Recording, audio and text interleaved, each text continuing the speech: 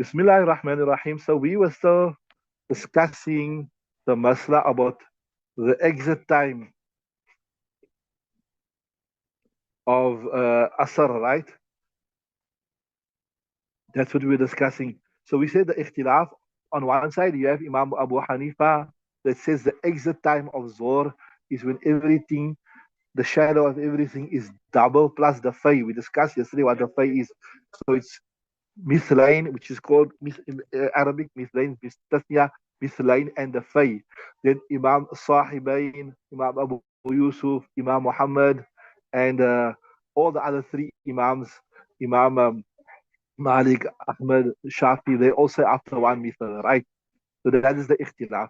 Although there is a one riwayat also from Imam Abu Hanifa that says that Zohar time finishes with the first Misal.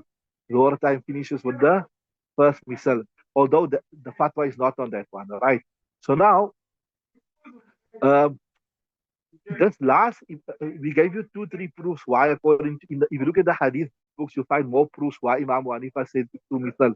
But first thing here, one proof in the kitab to say why Imam Hanifa say that you can read Zohar into the second Misal, into the second shadow, and only after the second shadow finishes, then it's Asr time. One is because the hadith said that Abridu bi Zohar, read your Zohar when it's cool. So we say the only time it starts getting cool is after the first Misal. So that shows you can still read Zohar after the first Misal. Right? You got it. The second one is this, they say, see, وإذا تعارضت الآثار لا ينقضي الوقت بشك. Listen nicely what he's saying here. He's saying, see, you got certain riwayat that suggest, let's follow nicely, the Zohar times finish with the first misal, right? And you got certain types of riwayat that suggest it finishes with the second misal. So technically speaking, from the first misal till the second misal is a doubtful time. What is it? Because some are saying it's finished, some is not finished. And when you got doubt, and before the doubt you get certainty, what happens? You go with the certainty, similar to the must. I told you, so just understand this again. You are 100% certain you made wudu when you came in here. Now you're doubting, did I break wind or not? I'm not sure if I broke wind. So al yaqinu la yazulu bishak. Doubt cannot be removed with certainty. And the opposite side also applies 100%. You know for a fact 100% when you came to madrasa when you went to the toilet, you know 100%. You relieved yourself. Now you're doubtful. Did I make wudu after that? I can't remember. So the certainty of invalidating wudu cannot be undone with the doubt of whether you made wudu or not. So the certainty will prevail because certainty is stronger than doubt. Doubt is 50-50. Certainty is 100%. So same thing, he's saying, look here, we know for a fact after Zawal, what happens? Zohar time comes in. So we are certain Zohar time came in, right? Now, from the expiry of the first missal till the end of the second missal, there is doubt. Did Zohar time come out? Did Zohar time come in? Imam Hanifa is saying what? So certain hadith is suggesting that time has come out. Certain hadith is suggesting that it's still Zohar time. So you got doubt after certainty. And when doubt after certainty is ignored, you don't pay any attention to it. You rather pay attention to the certainty. Right.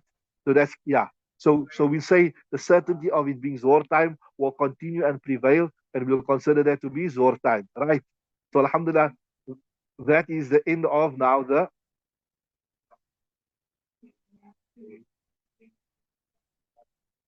قال وأول وقت العصر إذا خرج وقت الظهر وآخر وقتها بعد الفجر.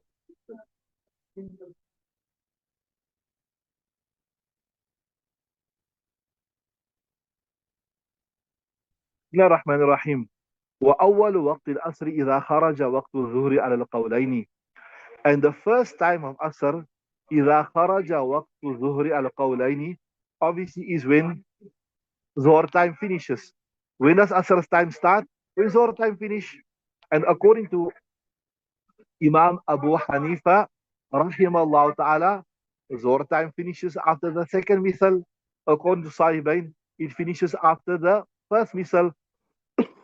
So, uh, according to Imam Hanifa, Asr time will come in after the two misals. According to Sahibain, it will come after the first misal, right? So now that part is clear, right?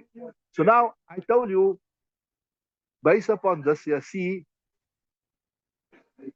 Imam Abu Hanifa, sorry, Imam Abu Yusuf and Imam Muhammad are both from the Hanafi Madhab, right? And they also speak about first misal, right? And Imam Thalatha also speak about first misal, right? And there's one riwayat, but not the stronger the riwayat, the weaker riwayat of Imam Abu Hanifa that also speaks about first misal. And then you got the fatwa of Imam Hanifa that is on second misal, right?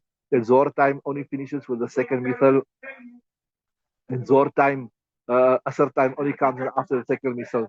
So we are Hanafis. We got a lot of proof to say. If you go to the detailed kitabs, there's a lot of proof to say that Zohr only comes in after the second misal, right? Right. Sorry, Asr only comes after the second misal. But because it is also a strong opinion within the Hanafi Madhab, why it's a strong opinion? You got two Imams and one coach. At times, our ulama permit you to read your Zohr, your Asr after the first misal, as long as you read your Zohr before that. Before. So as long as you read your Zohr before the first misal, after the first misal, you can read your Asr. So in other words, in simple words, sometimes you can practice upon the Shafi madhab, you can practice on the madhab of Imam Abu Yusuf, and you can practice upon the madhab of Imam Muhammad. When? I'll give you one to while you are traveling, you are going on journey, you are traveling. So now normally when you are traveling, there's some concession. So here there's concession for you to practice. Another this comes in Fatwa Mahmudiyah of Mufti Mahmud Sahib was a grand. You haven't started traveling as yet, but you're going to travel now. Like you're gonna get a plane now, for example, the plane is after time. So it will be convenient for you. You read your Zohr in the first misal. Obviously, you can't read two salas in one time. You can't say you have to say one misal is finished already. So now you say, oh, okay, so okay, Imam Hanifa, after one misal, I can still read Zohr Namaz. I'm reading my Zohr Namaz after the first misal. Yeah, I'll point to Imam Shafi that you can Imam Muhammad, you can also read your Asr after. Then that's not right because you're reading both salats. That means not you practice on Imam Hanifa's madhab, and neither are you practicing upon Muhammad Yusuf. So you're reading both salahs in the same time. You're reading both salawat in the same time. So, so if you read your Zohar namaz before the first misal, right? Finish. So now you practice Shafi madhab, right? Now you're about to travel. You are about to travel, right? So now you can read in the second misal, so long as you finish, right? Or you are traveling. Or maybe sometimes the ulama explain also, some ulama has given this permission. Maybe, in the Haramain Sharifain, they read Asr after the first misal. They're not going like the Hanafi madhab. So especially if you are a musafir, especially if you're a musafir, then because when you are musafir in some latitude, you can go to the haram and you can read your Asr after the first misal. But I know certain of our elders, our muftis, I met them in Makkah, and he was not a musafir. He was a muqim. They were saying a long period. So he said, no, no, I'm a muqim here. I'm not a musafir. So I have to read after the second misal. So he was reading this mufti, whatever. He was reading at home or in the hotel with his family because, be honest with me and myself, I'm a very staunch Hanafi. So if I find myself in the Haramain Sharifain and I'm a muqim, and I don't think I would read in the haram. I think I would read on my own.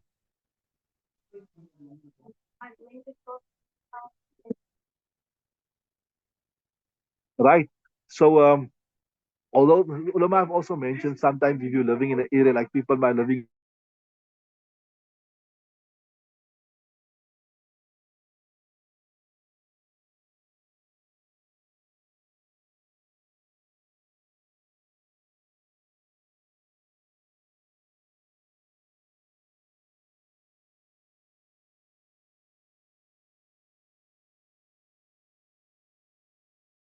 on your taste. If you are staunch Hanafi for the Asr, we don't have any problem with other.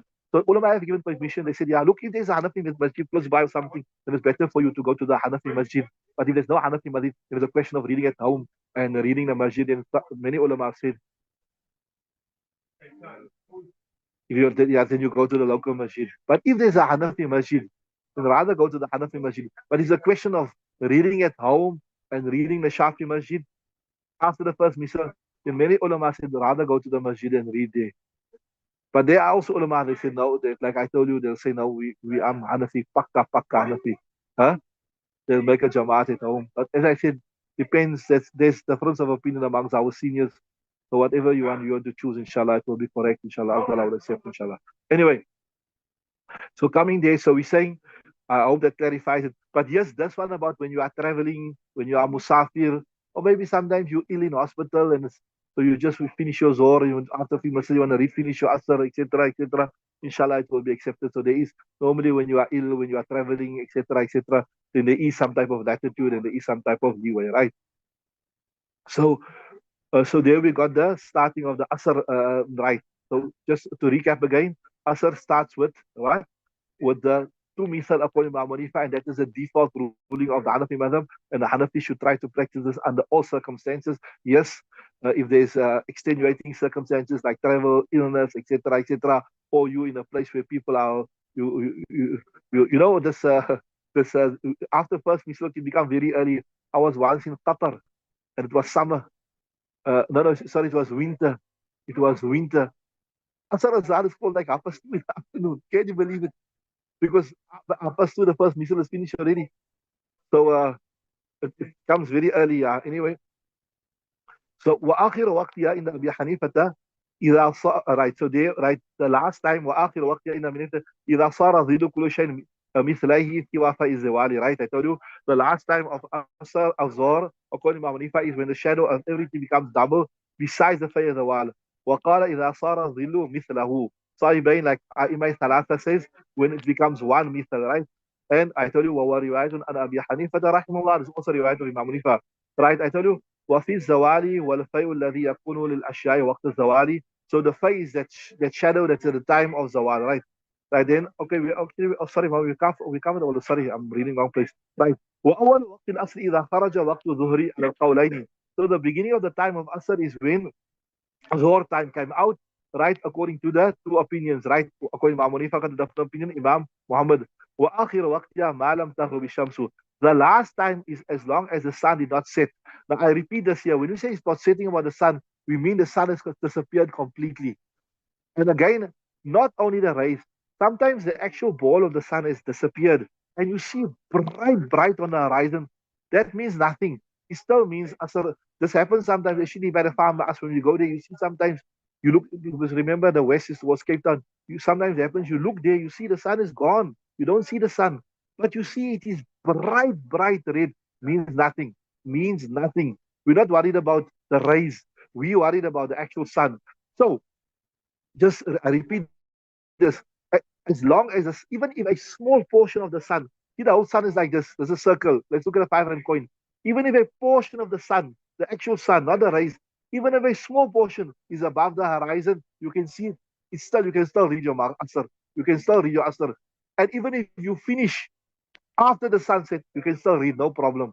We'll do about more detail about this. You'll do it also in Mishkat Sharif. So I repeat this masala again. So as even if so you got very late with your asr, especially winter, and a small portion of the sun, even a tiny portion, not the rays, a tiny portion of the sun was visible on the horizon, and you started your asr, and by the time you finish your asr, the sun was missing, gone already. Even after your first rakah, the sun was gone.